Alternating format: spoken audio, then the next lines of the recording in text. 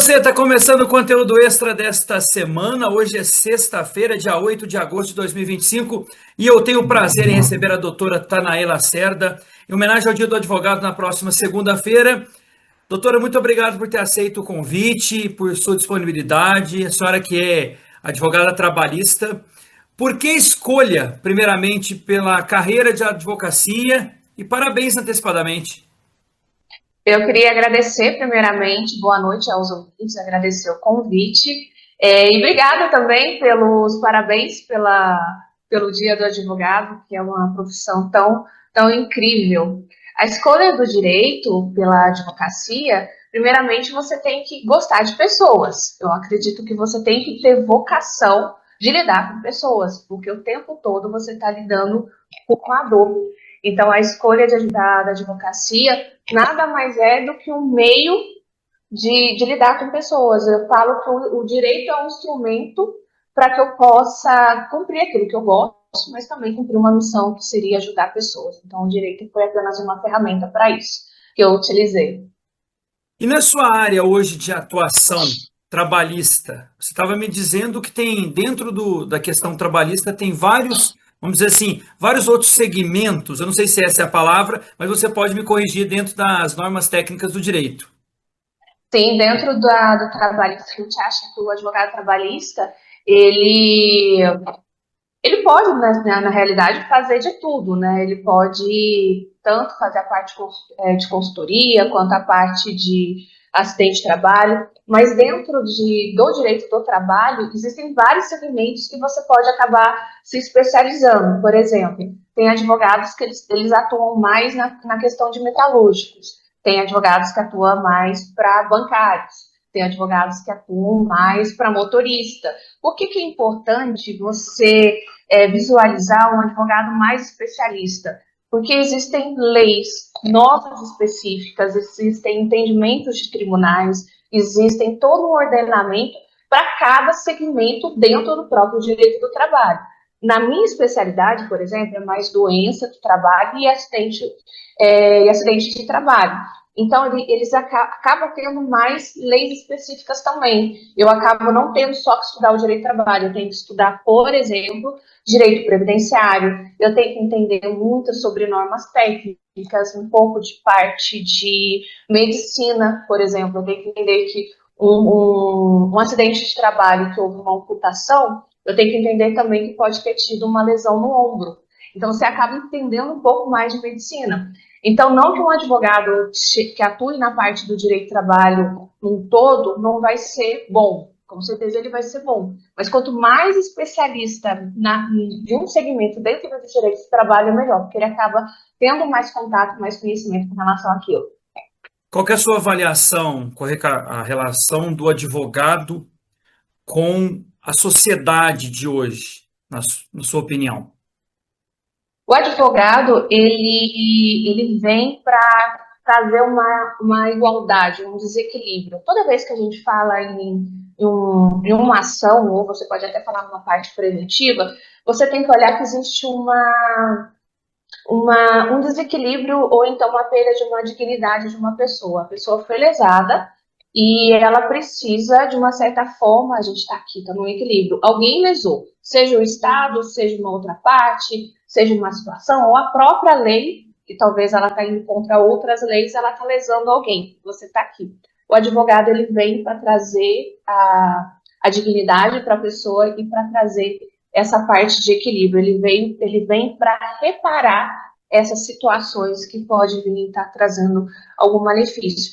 E a função do advogado também, ela é também para confortar, porque tem muita gente que tem seu direito, mas também tem sequelas ali, uma dor emocional, não só física, uma dor emocional muito grande. Então, de uma certa forma, ele traz um conforto maior para o cliente ou também para a pessoa. E quando a gente fala na parte consultiva, que você pode trabalhar também na parte consultiva, que é a parte de prevenção. No meu caso, por exemplo, você pode trabalhar em analisar riscos de acidentes de trabalho e você pode evitá-los. Então, você também tem esse papel de evitar lesões a um trabalhador. E esse é um papel de uma sociedade, dentro de uma sociedade. A ética e a virtude fazem parte de um bom advogado, vamos dizer assim, e o que que isso pode contribuir para que a gente, como a senhora citou agora há pouco, a questão da sociedade. Esse balanço, vamos dizer assim, é importante? É extremamente importante. Primeira coisa, o cliente ele tem que confiar no advogado que ele foi contratado. Como que o cliente ele vai confiar se você não é uma pessoa ética? O cliente, eu costumo dizer que a primeira relação que você tem com o cliente é de confiança. O cliente ele tem que olhar para você e tem que confiar no que você está fazendo. Ele tem que confiar, porque dentro de um processo você tem inúmeras teses que você pode ir seguindo. E o cliente ele tem que se sentir seguro, ele tem que sentir que você está ali para proteger. Então, a questão de ética, não só em relações de trabalho que a gente precisa ser, a gente tem que ser íntegro em tudo que a gente vai fazer na nossa vida. A gente tem que ser íntegro tanto em relacionamento, tanto na nossa família, quanto com nossos clientes. Então, a ética, ela é além de ser, de estar no código de ética da advocacia, a gente tem que zelar, a gente tem que trazer sempre as melhores soluções, as soluções mais adequadas, as soluções mais atuais, mas a ética, ela faz com que o cliente, ele confie em você. Porque, querendo ou não também, você está lidando com a vida dele, com o bem maior dele, que é a dignidade dele. Então, a ética é extremamente importante, não só na advocacia, mas em tudo, né? A integridade, né? Você tem que ser íntegro. Como é que é a sua atualização do... A gente sabe que a todo momento a gente está mudando, como na minha profissão como jornalista, mas na sua também a todo momento. Tem mudanças. Como é que é essa atualização? Qual que é a avaliação que você faz hoje desse momento da advocacia no país? É, o direito, a gente costuma dizer que o direito ele evolui conforme a sociedade. Então, dentro do direito do trabalho não é diferente. Então, o momento que a gente está hoje, as interpretações das leis são baseadas com um conjunto que a gente está vivendo, tanto político quanto social.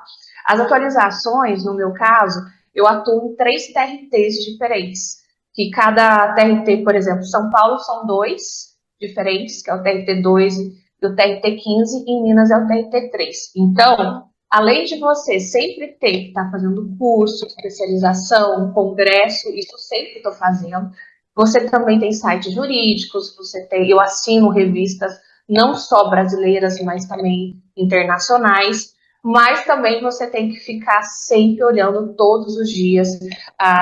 Por exemplo, o TRT de Minas, ele tem uma tendência para determinado tema. O TRT de São Paulo, ele tem tendência a determinado tema. O TRT do interior de São Paulo, ele tem. Então, não só as atualizações que você tem que fazer, você também tem que estar vendo as tendências do tribunal que você está atuando. Um outro exemplo também que ele é muito importante, por exemplo, o TST. O TST também, às vezes, faz algumas mudanças de entendimento, ele vai soltando alguns temas. Teve um caso recente que a gente distribuiu numa ação que não dava antes, até 1 mês, 2 meses atrás, não dava estabilidade para quem tivesse doença ocupacional, que não tivesse sido afastado por mais de 15 dias. Mas a gente estava já sentindo essa tendência que poderia vir a mudar, então a gente começou a entrar com as ações mesmo antes de 15 dias de afastamento previdenciário, porque era a lei que exigia isso para ter estabilidade. A gente já começou a entrar na justiça pedindo essa estabilidade mesmo com afastamento de 1 dia, por exemplo. E agora, recentemente, o TST ele deu um tema com relação a isso. Então, você também tem que sentir as mudanças que estão por vir. Então, você sempre tem que ficar atualizando. A gente está chegando ao final dessa entrevista, agradecendo mais uma vez a sua atuação aqui, a sua disponibilidade com a gente aqui do conteúdo extra da Webzone para Brasília. Duas perguntas, eu não sei se é diretamente na sua área, mas como é que você está vendo a atuação do advogado hoje que traz um pouco mais, foi citado na sua fala, sobre política? Que a gente vive um momento mais político do que às vezes de uma questão de lei. Qual que é a sua avaliação? E você acha que o órgão de vocês, no caso a Ordem dos Advogados do Brasil, ele está se tornando um pouco mais político do que jurídico, na sua avaliação? Se você puder responder sobre isso. Olha, o TST não é minha área realmente de atuação, mas eu consigo responder sobre isso. Os tribunais superiores, o STF, o STJ, são mais tribunais políticos, né? Eu costumo dizer que eles são mais políticos do que propriamente na minha área. Então, quando teve, eu acho que o pessoal vai lembrar, o pessoal que é ouvinte vai lembrar, quando teve aquele bando de ações para revisão do fundo de garantia, por conta da TR, a TR era tipo 3% e a Selic, por exemplo, 14%, então não estava corrigindo conforme a inflação, então muita gente, todo mundo que tinha algum dinheiro no fundo de garantia entrou com a ação. Só que quando entrou com a ação, eu imaginei, vai parar nesses tribunais superiores que são mais políticos. Imagina 80% da população brasileira pedindo, e se por acaso o tribunal der como procedente, vai quebrar a Caixa e vai quebrar o Estado. Então, de uma certa forma, se você for analisar, as primeiras ações deram certo, mas depois teve a repercussão geral, todo mundo teve a mesma decisão. Julgou como improcedente, não deu como ganho de causa, porque se você for analisar também, se desse ganho de causa, ia quebrar o país. Então, de uma certa forma, os tribunais, em determinadas decisões também, eles acabam optando, né, nem que seja indiretamente, por decisões políticas também. Última pergunta para a gente encerrar. O que você diria quem gostaria de ingressar nessa área? Olha, eu amo o que eu faço. Eu amo, eu sou apaixonada por isso. Você tem que gostar de pressão, você tem que gostar de desafio, você tem que gostar de risco. Você também tem que entender que você é um ser humano. E assim como você é um ser humano, o outro que está do seu lado também, ele é um ser humano. Então você tem que cuidar muito da sua parte emocional. É uma profissão incrível, é uma profissão que me traz grandes alegrias todos os dias. Eu recomendo.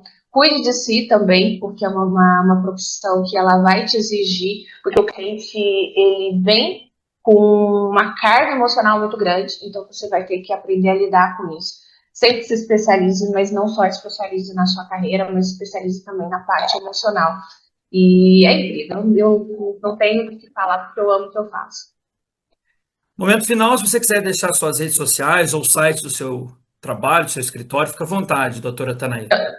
Ó, o meu site é Tanaê Lacerda, ele é focado em acidente e doença ocupacional. E eu também tenho a minha rede social também, que é o Instagram, que é Tanaê Lacerda, que também é focado nessa parte também de acidente e doença ocupacional. Tá? Será um prazer receber vocês.